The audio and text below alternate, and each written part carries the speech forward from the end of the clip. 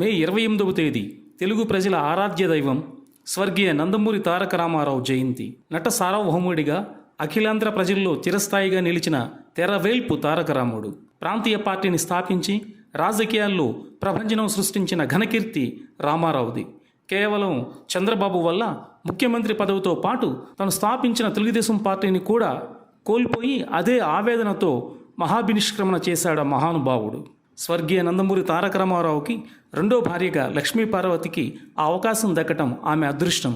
ఇక మే 28వ తేదీ నందమూరి తారక రామారావు గారి జయంతి సందర్భంగా లక్ష్మీ పార్వతి చేసిన కొన్ని వ్యాఖ్యలు తెలుగు ప్రజల్లో ఆసక్తిని రేకెత్తిస్తున్నాయి.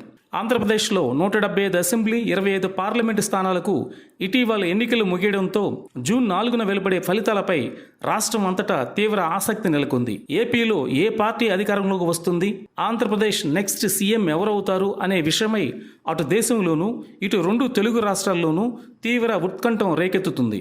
ఇదే అంశంపై స్టేట్ పాలిటిక్స్లో జోరుగా చర్చ నడుస్తుంది.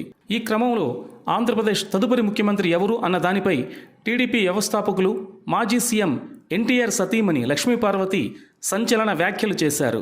ఎన్టీఆర్ 101వ జయంతి సందర్భంగా హైదరాబాదులో మే 28వ తేదీన ఎన్టీఆర్ ఘాట్ వద్ద ఆమె నివాళులు అర్పించి అనంతరం మీడియాతో మాట్లాడుతూ ఆసక్తికర వ్యాఖ్యలు చేశారు. పైన ఉన్న స్వర్గీయ ఎన్టీఆర్ అంతా గమనిస్తున్నారని, ఆయన ఆశీస్సులతో జూన్ 9వ తేదీన జగన్ రెండవసారి ఆంధ్రప్రదేశ్ ముఖ్యమంత్రిగా ప్రమాణ స్వీకారం చేస్తారని తెలిపారు.